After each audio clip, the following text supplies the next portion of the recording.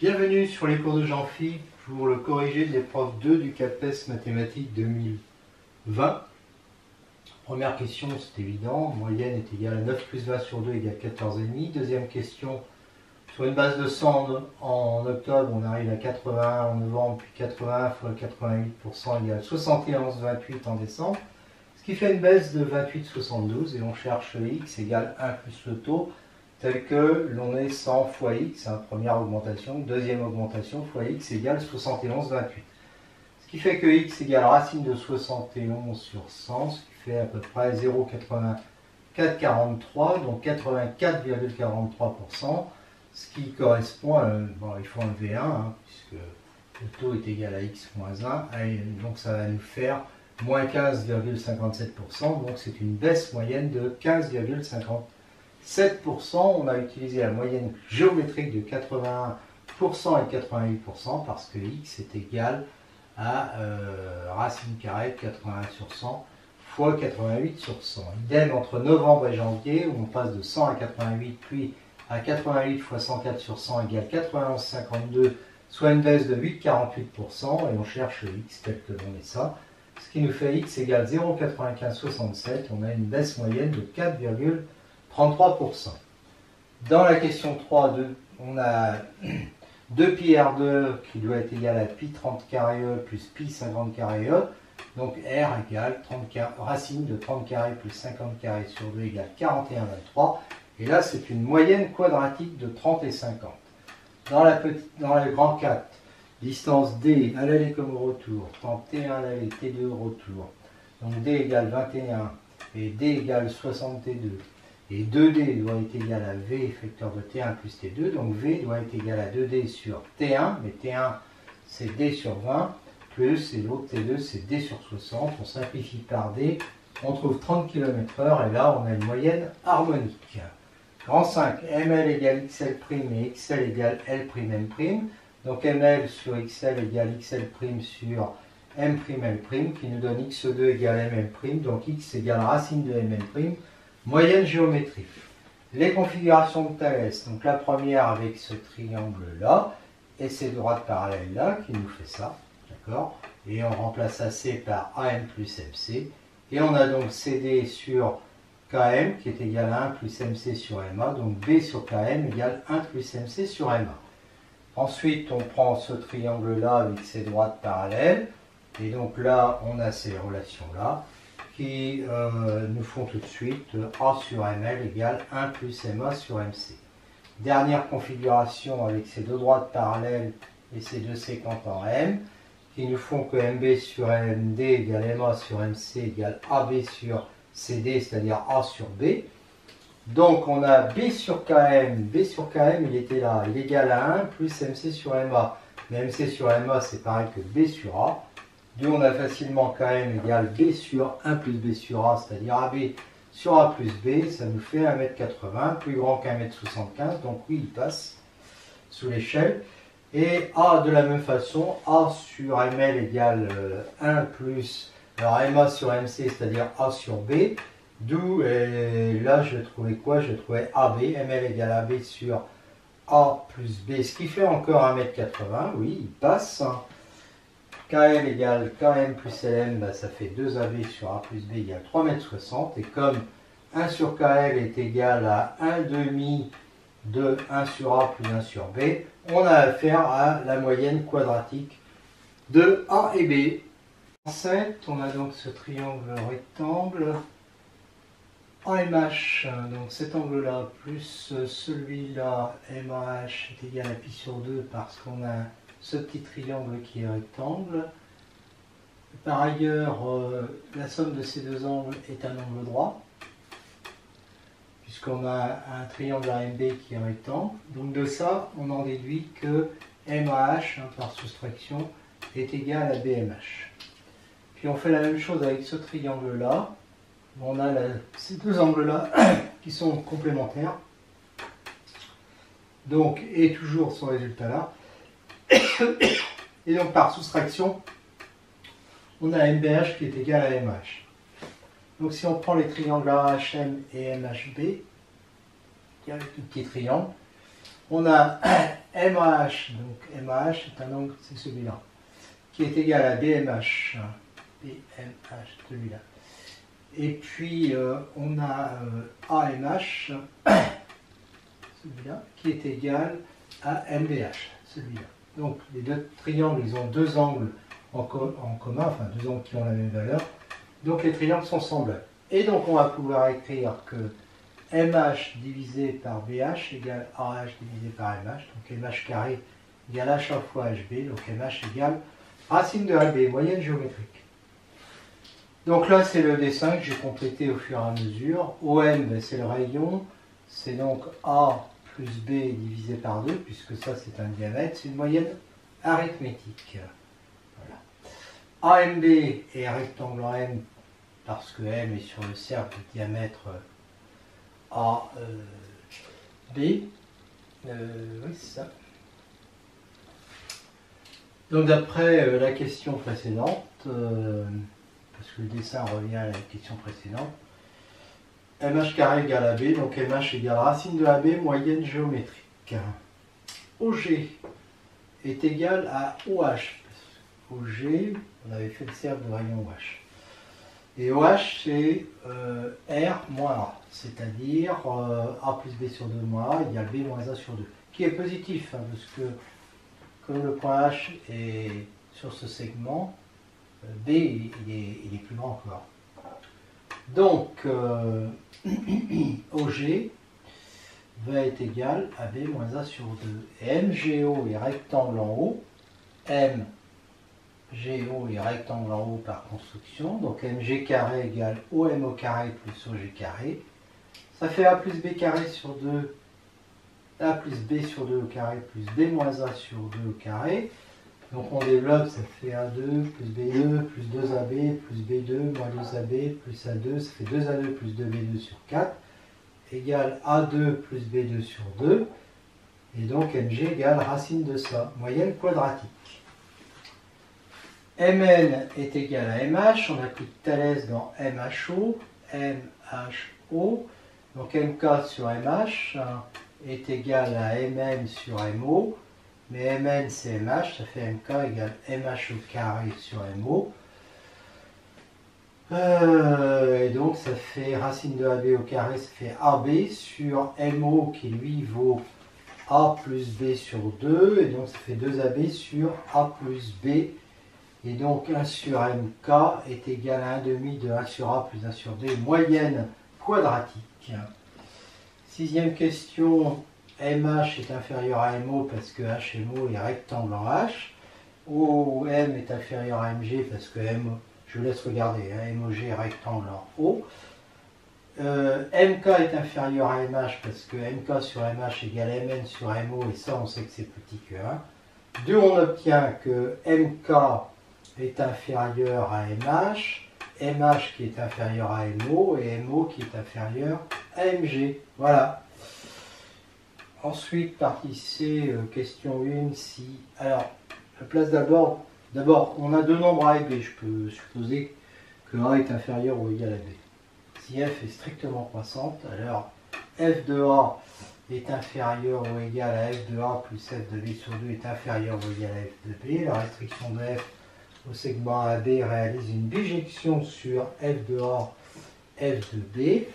Donc il existe un unique alpha appartenant à B tel que f de alpha égale f de A plus f de B sur 2.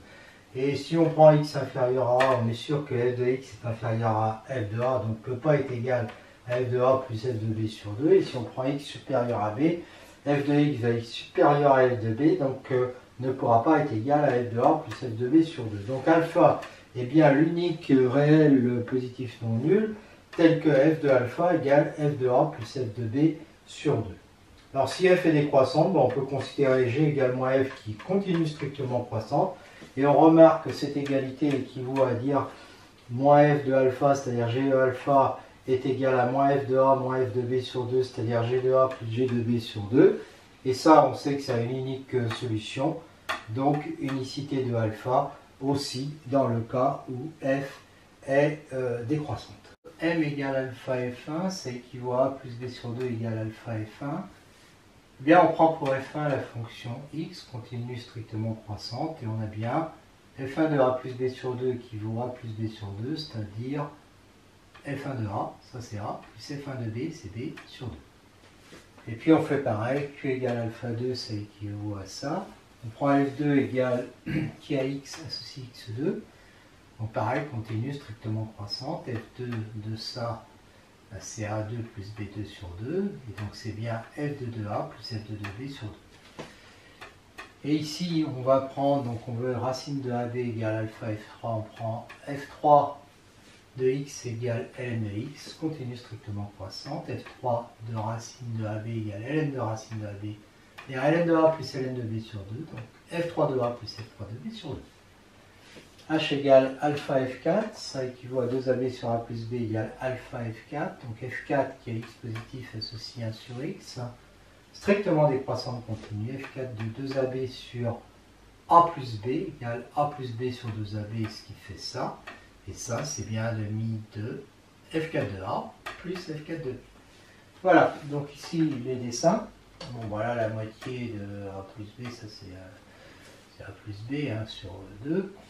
C'est le milieu là. Alors pour ici et pour ici, on fait toujours pareil, c'est-à-dire là, y égale x2, on prend a, on prend b, on prend leur image, f de a, f de b, la moitié, et puis on obtient alpha. D'accord? Ln de a, ln de b, le milieu des deux, et on obtient alpha. 1 sur a, 1 sur b, le milieu des deux, et on obtient alpha. Partie 11, petit 1, n supérieur ou égal à 2, tous positifs. Pour démontrer le début, en fait, il n'y a pas besoin d'être positif.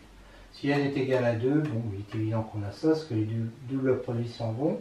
Supposons que ça soit vrai à l'ordre n, et on s'intéresse donc au cas où il y a n plus un nombre. Donc on s'intéresse à ça. Alors on va mettre de côté le n plus 1, donc ça fait ça au carré, plus n plus 1 au carré, plus le double produit, 2n plus 1 fois ça, plus tous ces trucs-là. Et dans ces trucs-là, on peut dire qu'il y a ceux où j est inférieur ou égal à n, et il y a ceux où j est égal à n, qui vont donner ça. Je remarque que ça, plus ça, bah, ça fait n somme des a carré, plus ça, plus ça, plus ça. Alors maintenant, je remarque ici, il y a des doubles produits qui vont s'en aller avec tous ceux qu'il y a ici. Donc tout ça, ça va partir avec les doubles produits qu'il y a ici. Il va me rester une somme des a carré, et puis des an plus 1 au carré qui sont au nombre de n. D'accord? Plus ça, plus ça. Ça, plus ça, ça fait... Alors, je... Non. Les sommes des a carré. Donc, il y a n somme des a carré plus n an plus 1 au carré. Ça fait... Ça va donc me faire... Non. N somme des a carré. C'est celui-là. Plus somme des a carré, ça. Donc ça avec ça, ça nous fait ça. Et puis là, il y a n plus 1 à n plus 1 au carré. Et après, je factorise le n plus 1, ça fait somme n plus 1, somme des 1 à n plus 1 des a carré. Donc la propriété est vraie lors de n plus 1. Donc toujours vrai d'après le théorème de récurrence. N somme des a carré est égal à somme de 1n des a carré plus, c'est ce qu'on vient de démontrer. Ça implique que ça est supérieur ou égal à ça. Donc, somme des a carré, je divise tout par n2, est supérieur ou égal à ça. Et ça, c'est quoi? C'est q au carré. Et ça, c'est quoi? C'est m au carré. Et donc, q est supérieur et donc m est inférieur ou égal à q, ou q est supérieur ou égal à m, parce que m et q sont positifs, et ils sont positifs parce que les ai sont positifs. Alors évidemment, on a l'égalité si et seulement si le terme qu'il y a ici, qui est positif, est nul. Et donc ça équivaut à dire que chacun de ces termes-là est nul. Donc chaque AI moins AJ carré égale 0. Donc à chaque fois on a AI égale à J. Donc tous les AI sont égaux. Effectivement, si tous les AI sont égaux par exemple à lambda, ici ça va me faire n lambda au carré divisé par n, ça va faire lambda au carré. Puis là ça fait n lambda sur n, ça fait lambda au carré aussi. Eh bien, E de x1, c'est P fois 1 plus 1 moins P fois 0, ça fait P, c'est un résultat connu. V de x1, c'est E de x1 carré moins E de x1 au carré, mais x1 carré, bah, ça prend la valeur 1. et puis avec la probabilité P, hein, parce que 1 au carré est égal à 1, et puis la valeur 0, parce que 0 au carré égale 0, avec la probabilité 1 moins P. Donc en fait, ça nous fait l'espérance de ça, bah, c'est P, parce qu'on l'a démontré avant. Hein. En fait, x1 au carré, elle suit la loi, elle suit la même loi que x1. Donc ça fait P moins, et ça par contre, bah, c'est E de x1, on l'avait calculé, c'était P au carré. Donc ça fait P facteur de 1 moins P. Voilà, 1 moins P, souvent on l'appelle Q. Ça fait. Je reviens sur deux questions de la partie précédente que j'ai complètement zappé. La 12.1 et puis la 13. Alors 12.1, on étudie cette fonction-là, dérivée, tableau de variation, et on voit tout de suite que f de x est inférieur ou égal à 0, donc ln de x est inférieur ou égal à x moins 1. Et ici, ben, pour n supérieur ou égal à 2 et les AI positifs, on prend donc m égale somme des AI sur n qui est forcément positive, donc AI sur m va être positif, quel que soit i, parce que les AI sont tous supérieurs à 0. ln de AI sur m est inférieur ou égal à AI sur m moins 1, donc la somme des ln des AI sur m est inférieure ou égale à la somme des AI sur m moins la somme des 1, c'est-à-dire n. Donc ça fait que somme des ln de AI moins somme des ln de m, et il y en a n, hein, donc ça fait moins n ln de m est inférieur ou égal à ça, et alors ça je peux l'écrire somme des AI sur m et multiplier, divisé par n, de façon à faire intervenir petit n, qui va se supprimer avec le petit m, et ça me fait n moins n égale 0. Et donc j'obtiens que ln des produits des AI est inférieur ou égal à ln de m, hein, c'est-à-dire ln de m à la puissance n, et donc que le produit des AI est inférieur ou égal à m à la puissance n, et donc que le produit des AI à la puissance 1 sur n est inférieur ou égal à m, et donc que g est inférieur ou égal à m. Si l'un des AK est différent de m, alors, tableau de variation, on voit qu'on a ça. Mais du coup, quand on va faire la somme, ici, ça va devenir inférieur strictement. Et après, on poursuit les calculs et on obtient à ce moment-là que G est inférieur à M.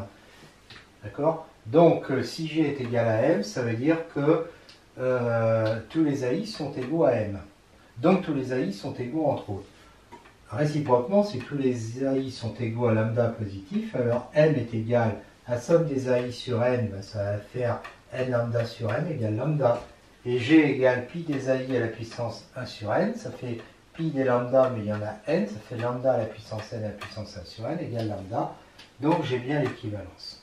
Dernière question, eh bien j'ai la moyenne géométrique qui est égale à ça, la moyenne harmonique qui est égale à ça. Là, je peux dire que 1 sur n somme des 1 sur AI, c'est la moyenne arithmétique des 1 sur AI. On sait que m est supérieur ou égal à la moyenne géométrique des 1 sur AI. Donc, on a pi, produit de 1 à n des 1 sur AI à la puissance n, c'est la moyenne géométrique, qui est inférieure ou égale à leur moyenne arithmétique. Et donc, ça veut dire que ça, pi des AI à la puissance 1 sur n, c'est-à-dire je passe à l'inverse, est supérieur ou égal à l'inverse de ça. Et donc, ça me donne tout de suite que G est supérieur ou égal à Q.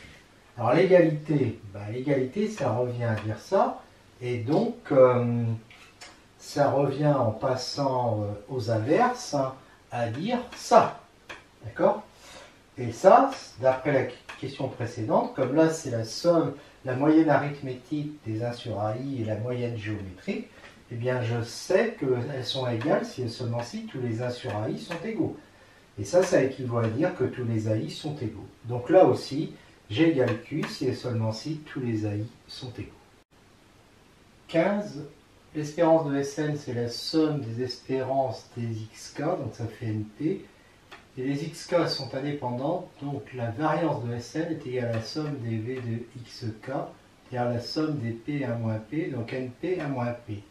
Sn compte le nombre de réalisations xk est égal à 1, pour k allant de 1 à n. Donc Sn suit la loi binomiale de paramètres NP car les xk sont indépendantes. Sn prend donc les valeurs de 0 à n avec P de Sn égale k parmi n, P puissance k 1 moins P à la puissance n moins k. Fn c'est la moyenne des xn quand donc prend les valeurs 0, 1 sur n, 2 sur n, etc. jusqu'à n sur n égale 1, avec P de Fn égale k sur n égale P de Sn égale k parmi n, P puissance k 1 moins P à la puissance n moins k. 16, y prend les valeurs y1 jusqu'à yn, distinctes avec les probabilités p1 jusqu'à pn. Y de oméga, c'est l'ensemble de ces valeurs-là. On prendra positif. E de y égale somme de 1n des pk yk égale somme des pk yk pour yk appartenant à y1. Ça, c'est l'ensemble. Plus somme des pk yk pour yk appartenant à y2, toujours l'ensemble.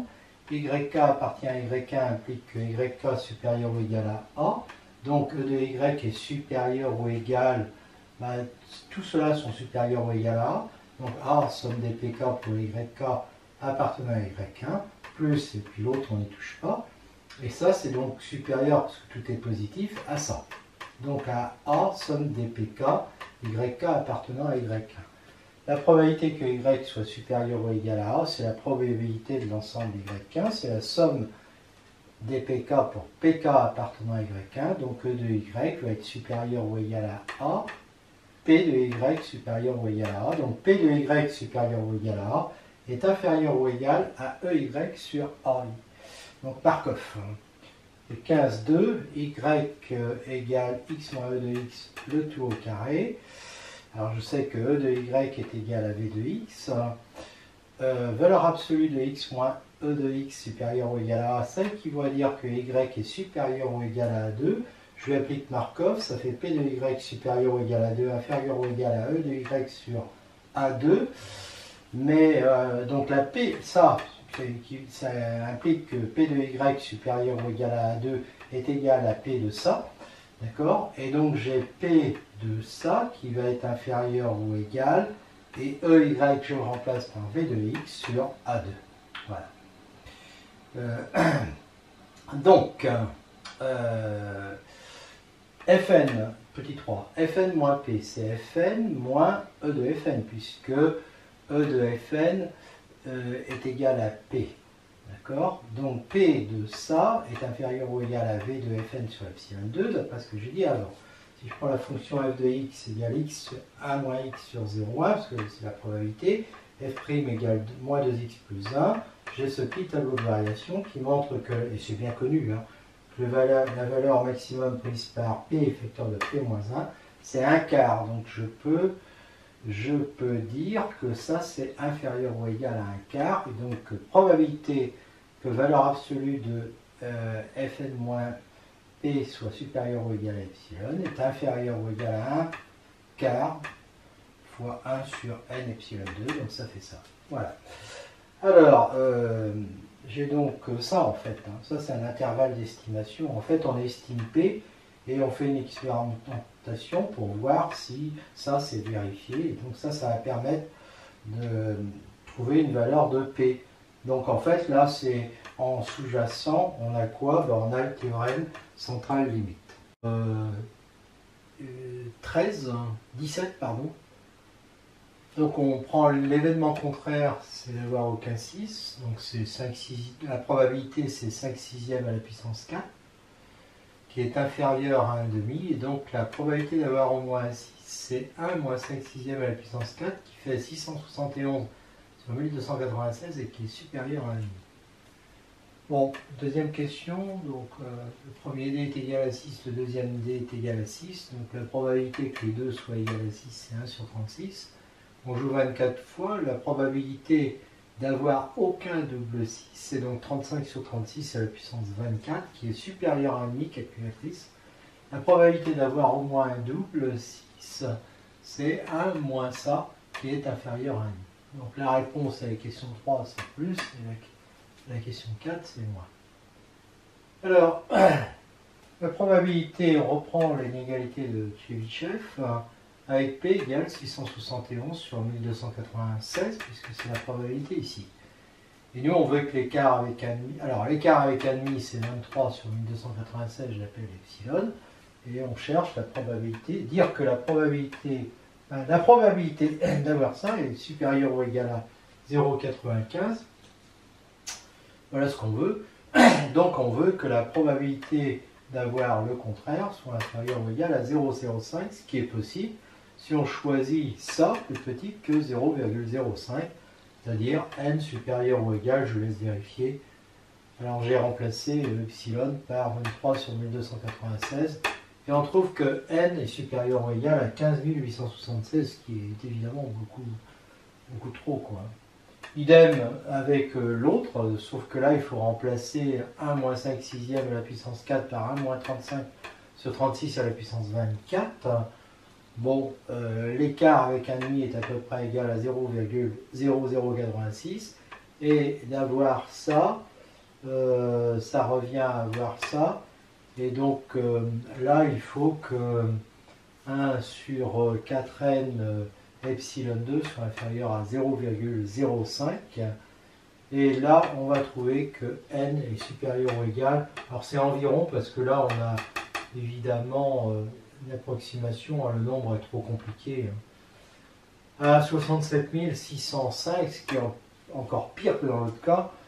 Donc n est très grand, l'inégalité de bien-aimé de Tchebychev n'est pas vraiment très pertinente. Géométrie, première question, on a tous ces angles égaux grâce à la rotation R.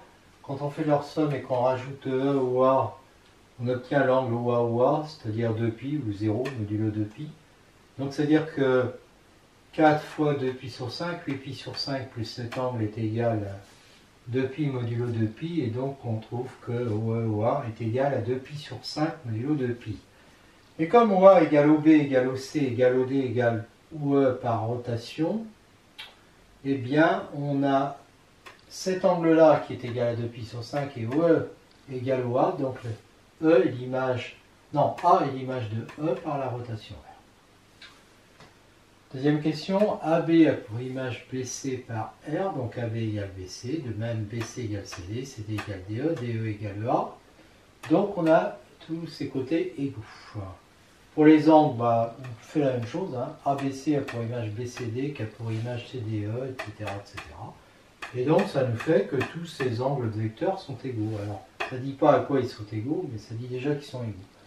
OA a pour image OB qui a pour image OC, donc OA égale OB égale OC, et l'angle OA-OB est égal à l'angle OB-OC est égal à 2π sur 5. Donc si je prends le triangle OBA et OBC, ils ont le même angle ici au centre, et puis ils ont des côtés qui sont égaux, donc ça dit qu'ils sont isocèles en haut, et qu'en plus ils sont isométriques.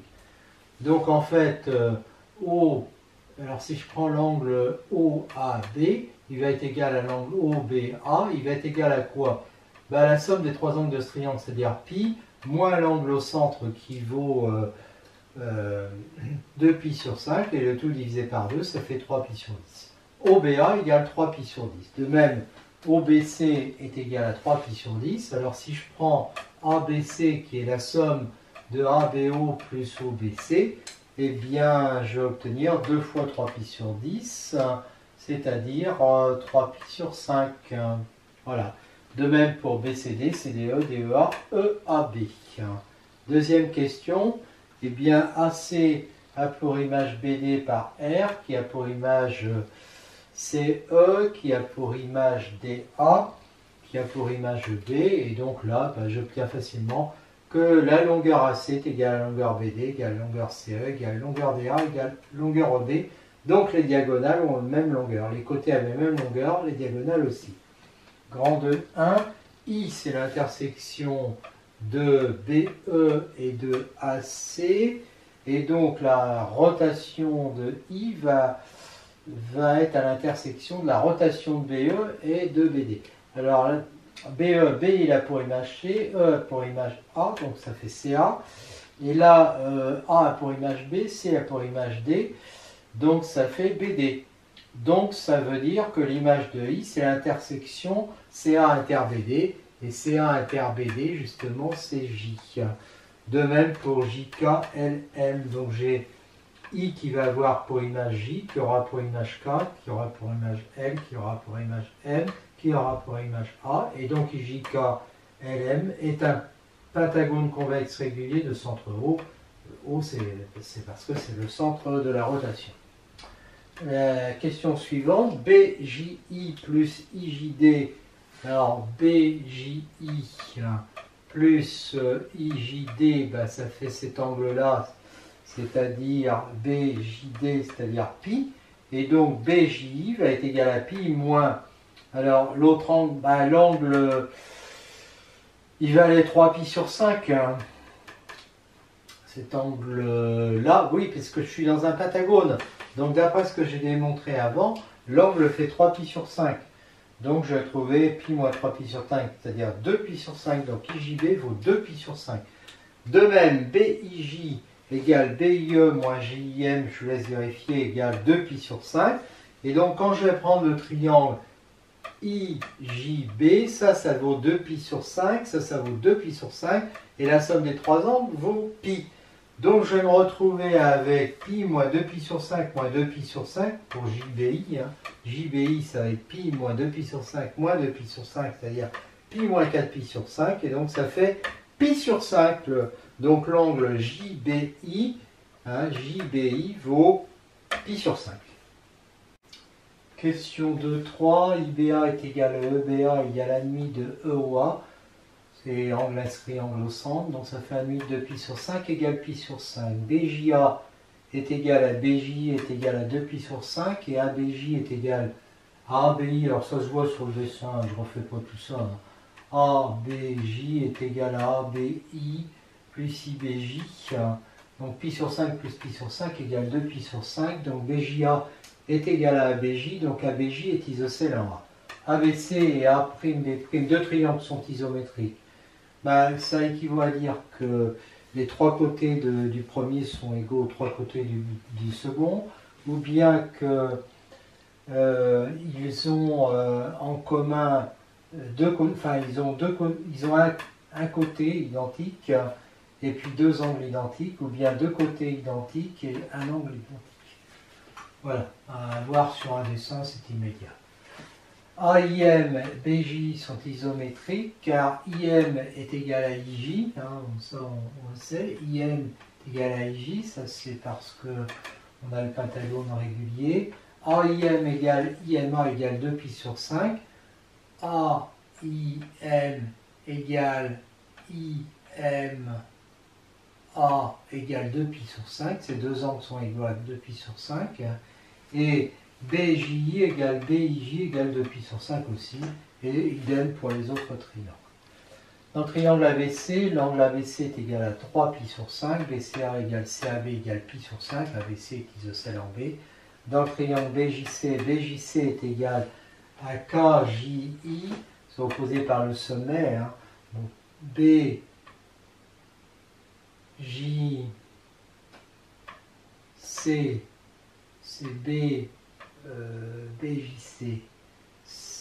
BJC, alors oui, est égal à KJ, BJC égale KJ, d'accord, ouais, ils sont opposés par le sommet, donc ça fait 3 pi sur 5, parce que dans le pentagone, on sait que les angles intérieurs comme ça font 3 pi sur 5. JCB égale ACB, alors JCB, JCB, JCB égale ACB, ACB, ça intercepte l'arc AB, c'est la moitié de AOB, d'accord? On l'inscrit en centre. Donc ça fait pi sur 5, la moitié de 2 pi sur 5. Et CBJ égale CBD, c'est pareil, égale 1,5 de COD égale pi sur 5. Donc ils sont semblables parce que leurs angles sont égaux. Alors maintenant on prend phi égale AC sur AB, Eh bien, comme ces triangles sont semblables, AC sur AB va être égal à BJ sur ABC sur BJ. Voilà, parce qu'ils sont semblables. Mais BC, qui est ici, est égal à AB, d'accord? Et BJ, c'est BD moins JD. BD moins DJ. Et BD, c'est pareil que AC. Donc ça fait AC moins DJ. DJ, ben DJ, c'est DK plus KJ. D'accord? Et DK, c'est pareil que JB. DK, oui, parce que ce triangle-là, c'est pareil que celui-là. Donc c'est pareil que JB. Donc c'est pareil que JB plus KJ. Et JB plus KJ, ça fait BK. D'accord? Alors, ABJ, il est isocèle en A, donc AB égale AJ. Et si je prends AJ, il est transformé par la rotation de centre R, A en B, J en K, et donc BK va être égal à AJ. AJ qui est égal à AB. Donc, BJ qui est égal à AC moins DJ est égal à AC moins BK est égal à AC moins AB. Ce qui fait que phi qui est égal à AC sur AB. Et on a vu que c'était égal à BC sur... Alors, on a vu que c'était égal à ça, mais ça, du coup, BC, c'est pareil que AB. Ça, c'est pareil que ça. Donc, ça fait AB sur AC moins AB. Donc, si je prends l'inverse, ben, l'inverse, 1 sur phi va être égal à AC moins AB sur AB. C'est-à-dire AC sur AB moins AB sur AB. Donc, ça va faire phi moins 1. 1 sur phi égale phi moins 1, j'envoie 1 de l'autre côté, ça fait phi égale 1 plus 1 sur phi, et c'est gagné. Question 3.2, phi égale 1 plus 1 sur phi, on a donc 5 delta. On a ces deux valeurs possibles, mais comme phi est positif, phi est égal à 1 plus racine de 5 sur 2. Si phi était rationnel, 2 phi aussi, donc 2 phi moins 1 aussi, donc racine de 5 serait rationnel, ce qui est faux, car si on... Ça, c'est une démonstration classique. Hein. Si racine de 5 égale 1 sur B avec A et B qui appartiennent à N et premier entre eux, ça nous fait A2 est égal à 5B2, donc 5 divise A, puisqu'il est premier. Donc A est égal à 5C, donc 25C2 égale 5B2, donc 5C2 égale B2, donc 5 divise B, parce qu'il est premier, donc 5 divise A et B, ce qui est faux, parce que A et B sont premiers entre eux. Partie 4, UN plus 1 est donc égal à 1 plus 1 sur UN. À l'ordre 0, U0 est égal à 1 positif, supposons que ce soit vrai à l'ordre N. UN est supérieur à 0, implique que 1 sur UN est défini positif, donc 1 plus 1 sur UN est positif, donc UN plus 1 est défini positif, donc par récurrence, puisque c'est vrai à l'ordre N plus 1, par le théorème de récurrence, c'est toujours vrai. U1 est égal à 1 plus 1 sur 1 égale 2, U2 égale 1 plus 1,5 égale 3,5, U3 égale 1 plus 2 tiers égale 5 tiers, U4 égale 1 plus 3 cinquièmes égale 8 cinquièmes, U5 égale 1 plus 5 huitièmes égale 13 huitièmes, U0 est égal à 1 appartient à Q, supposons que UN appartient à Q, alors 1 sur UN appartient à Q, donc 1 plus 1 sur UN aussi, donc UN plus 1 appartient à Q. Donc c'est vrai, l'ordre N plus 1, d'après le théorème de récurrence, c'est toujours vrai. Voilà, quand on place les premiers termes, alors, et puis phi, alors phi c'est l'intersection, ça c'est f, hein, d'accord? Donc phi c'est la solution de f de x égale x, solution positive, donc c'est la phi. Hein. Phi va être là, d'accord? Et puis, je pars de 1. D'accord, donc f de 1 c'est ici. Alors ensuite je le ramène ici par la droite y égale x. D'accord, U1, f de U1, et donc je vais trouver U2. Puis je recommence comme ça, hein, c'est classique. Et je vois que bon, bah, ça se rapproche de phi et que c'est ce qu'on va démontrer. UN tend vers phi. Bon, bah d'ailleurs si UN a une limite, on remarquera que si la limite est grand L, ça fait L égale 1 plus 1 sur L, eh bien, la solution de ça, c'est 1 plus ou moins racine de 5 sur 2. Mais puisque tous les UN sont positifs, L est positif, donc L égale 1 plus racine de 5 sur 2, c'est-à-dire phi. Voilà. Petit 2, F est décroissante, d'accord, sur 0 plus l'infini avec l'ordre 0 plus l'infini, donc f rond f est croissante. U2 est égal à 1,5, supérieur à U0 égale 1. Supposons qu'on ait ça. Comme f rond f est croissante, f rond f de un plus 2 est égal, alors, va être supérieur à f rond f de u2n. Donc ça nous fait que u2n plus 4 est supérieur à u2n plus 2. Donc par le théorème de récurrence, on en déduit que u2n plus 2 est toujours supérieur à u2n. Et donc que la suite de n, u de n est strictement croissante. De plus, u0 est égal à 1 est inférieur à phi, parce que phi c'est plus grand que 1. Eh bien, c'est plus grand que 1, tout simplement parce que racine de 5 est plus grand que 1.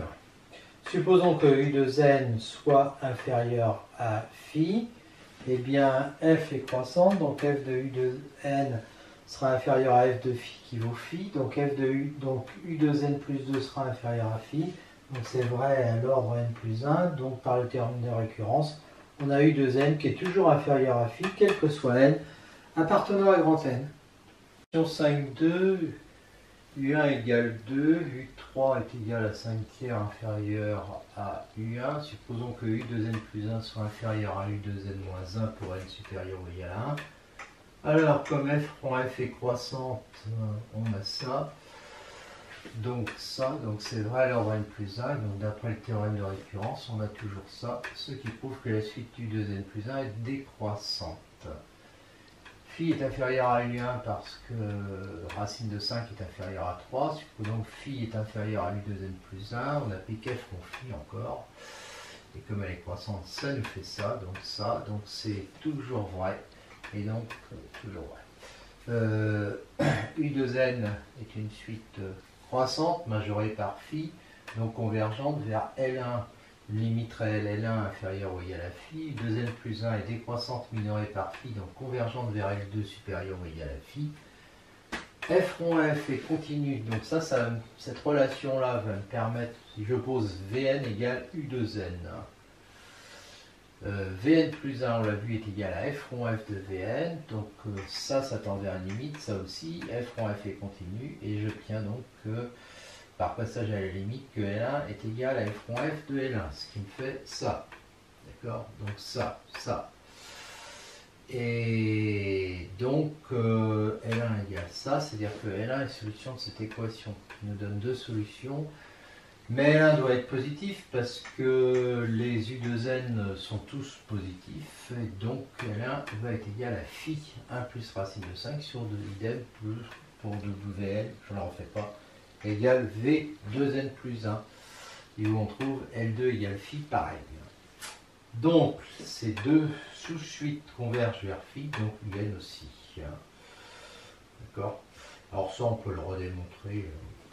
Si on prend epsilon positif, il y a un n1 tel que n supérieur ou égal à n1 applique ça, n2 tel que n supérieur ou égal à n2 applique ça. Je prends grand N 1 plus le sub de n1, n2. Et bien si je prends n supérieur ou égal à 2n, il y a deux options. S'il est pair, ça me fait ça, donc ça, donc ça, donc ça. Et s'il est impair, ça fait 2k plus 1 supérieur ou égal à 2 fois ce truc-là plus 2, donc ça fait 2k supérieur strictement à 2 fois ça, et donc ça fait que k est supérieur ou égal à n2, et donc je vais avoir ça, donc dans les deux cas, j'ai un moins phi inférieur à epsilon en valeur absolue dès que n est supérieur ou égal à 2n, ce qui veut bien dire que la suite un est convergente. Quand 6 petit 1 P0 égale Q0 égale 1 est positif, supposons Pn Qn appartenant à une étoile, cette relation prouve que Pn plus 1 appartient à une étoile, et celle-là aussi, donc c'est vrai, toujours à l'ordre n plus 1, théorème de récurrence, toujours vrai. Question 2, P1 égale P0 plus Q0 égale 2, Q1 est égal à P0 est égal à 1, donc si n égale 0, ça me fait P1 Q0, ça fait 2 fois 1, moins P0 Q1, 1 fois 1 égale moins 1 puissance 0. Supposons que cette relation-là, qui est donc vraie à l'ordre 0, est vraie à l'ordre n. Eh bien, je passe à l'ordre n plus 1 en étudiant ça. Alors, je remplace Pn plus 2 par ça. Qn plus 1, Pn plus 1 par ça, Qn plus 2 par ça. Et là, je vois que j'ai des... J'en ai qui suppriment. Alors, c'est Pn... Je sais plus. C'est Pn plus 1. Ça supprime. Il va rester Qn plus 1, Pn, moins Qn, Pn plus 1. Et ça, c'est l'opposé de ça. Donc ça fait moins 1 puissance n. Donc moins 1 puissance n plus 1. Donc cette relation-là est vraie à l'ordre n plus 1. Donc d'après le théorème de récurrence, hein, elle est toujours vraie. Petit 3, on a cette relation-là. Et comme ça, c'est plus ou moins 1. Et bien ça me dit que Qn et Pn sont promis entre eux d'après le théorème de mesure. Donc Pn sur Qn est irréductible. Alors je sais que Pn et Qn sont des entiers supérieurs à 0, hein, j'ai déjà démontré. De plus, P0 sur Q0 est égal à 1, et Pn plus 1 sur Qn plus 1, c'est Pn plus Qn sur Pn. Donc ça fait Pn sur Pn, c'est-à-dire 1 plus Qn sur Pn, que je peux écrire 1 sur l'inverse de Pn sur Qn. Donc en fait, j'ai une relation de la forme Vn plus 1 égale 1 plus 1 sur Vn, quand je pose Vn égale Pn sur Qn, d'accord? Avec V0 qui est égal à 1. Bon, bah, je sais que cette condition initiale et cette relation de récurrence, il n'y a qu'une suite qui vérifie ça, c'est la suite Un. Et donc Vn égale Un quel que soit n, et donc Un est toujours égal à Pn sur Qn. Partie 6, petit 4, Pn plus 1 est égal à Pn plus Qn, et Qn appartient à n étoiles. Donc Pn plus 1 est supérieur à Pn. Donc Pn, la suite Pn est strictement croissante. Qn plus 1 est égal à Pn, Qn est égal à Pn moins 1, Pn est supérieur à Pn moins 1 d'après ce qu'on vient de dire, donc Qn plus 1 est supérieur à Qn, donc la suite Qn est strictement croissante. Petit 5, Qn plus 1 égale Pn plus Qn égale Pn moins 1 plus Qn moins 1, ce qu'on a pris n supérieur ou égal à 2, plus Pn moins 1, donc ça va être supérieur ou égal à Pn moins 1 plus Qn moins 1 plus Qn moins 1, parce que Pn moins 1 oui, alors, car Pn-1 est supérieur ou égal à Qn-1. Pourquoi? Parce que Pn-1 sur Qn-1, c'est Un-1. On sait que c'est supérieur ou égal à 1. Donc Pn-1 est supérieur ou égal à Qn-1. Donc je vais avoir Qn plus 1 qui est supérieur ou égal à 2 Qn-1 plus Pn-1. C'est-à-dire, et donc il va être, puisque ça c'est strictement positif, ça va être supérieur à 2 Qn-1 et c'est terminé. On a vu que U2n et U2n plus 1 sont adjacentes, hein, parce qu'il y en a une qui est croissante, l'autre décroissante, et puis finalement elles tendent toutes les deux vers la même limite. Bon, donc on a ça, on a U2n moins phi qui est inférieur ou égal à la distance entre U2n plus 1 et U2n, puis on a U2n plus 1 moins phi qui est aussi inférieur ou égal à la distance entre U2n plus 1 et U2n plus 2 qui est de ce côté-là.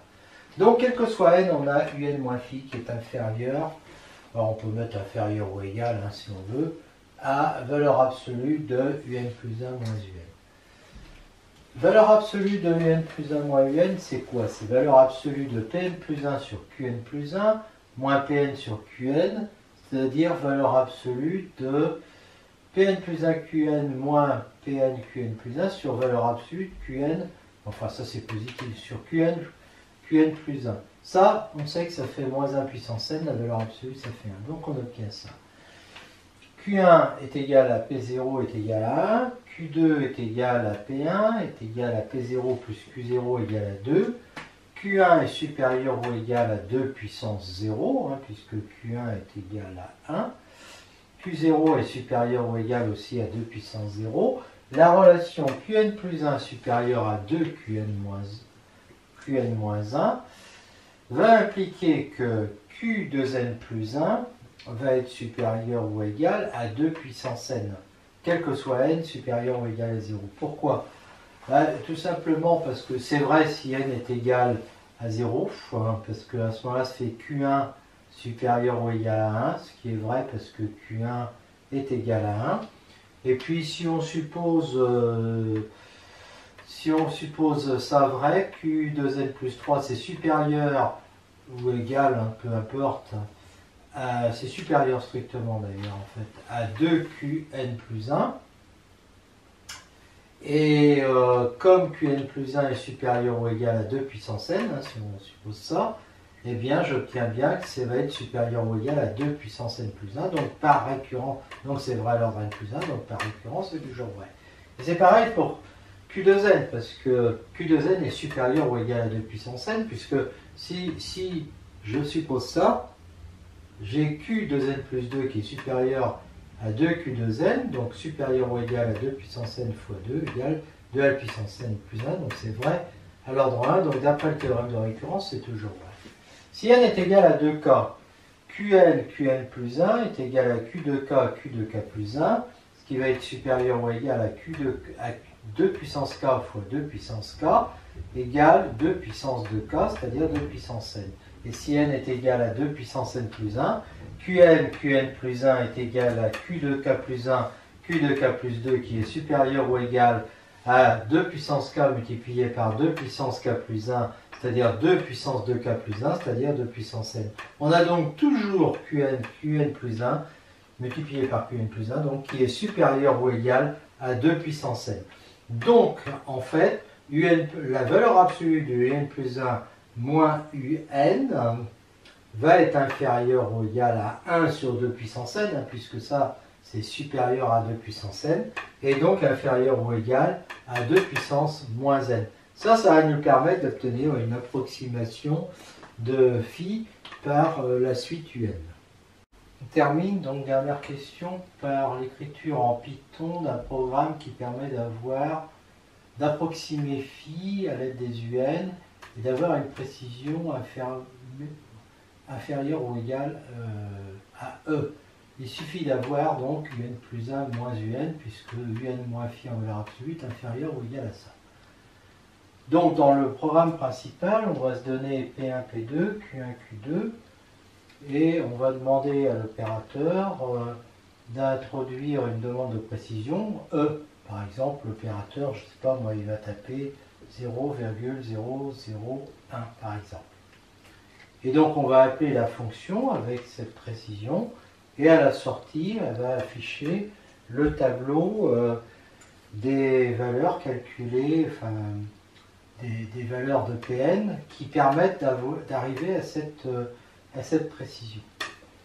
Donc, la fonction, elle est écrite comme ça, elle reçoit donc en argument E. Au départ, un égale 1, Vn égale 1, n est égal à 1, Vn est égal à 2, pardon, n est égal à 1, puisqu'on commence à n égale 0, hein, plus pour e égale 1. Le tableau, c'est pareil, il commence à 0, hein. Ça c'est P de 0 et ça c'est P de 1. Donc tant que la valeur absolue de V moins U, ce qui est le cas au départ, est supérieur à E, enfin c'est au départ si on donne E inférieur à 1 bien sûr, eh bien on dit que U est égal à V, c'est-à-dire qu'on veut passer de UN à UN plus 1 en fait. Hein. Là, je me suis trompé, c'est pas VN plus 1, c'est UN plus 1. Donc on rajoute au tableau P, on rajoute la valeur P de N, Q de N, plus Q de N, c'est-à-dire Pn plus 1, et au tableau Q, on rajoute P de N, c'est-à-dire Qn plus 1. D'accord? Et la nouvelle valeur de U, de UN, c'est V en fait. Hein. D'accord? Donc l'ancienne valeur, c'était, avant ça il y avait V, ça c'est devenu l'ancienne valeur de UN. C'est-à-dire, ça c'est UN, et puis ça c'est UN plus 1 en réalité. Donc ça fait V est égal à Pn plus 1 sur Qn plus 1. Et là, évidemment, on va changer l'indice. On rajoute 1 à l'indice. D'accord? Et on fait ça tant que la différence entre V moins I est supérieure à E. Et donc, dès qu'elle est inférieure ou égale à E, on sort en retournant ça. Voilà le programme Python.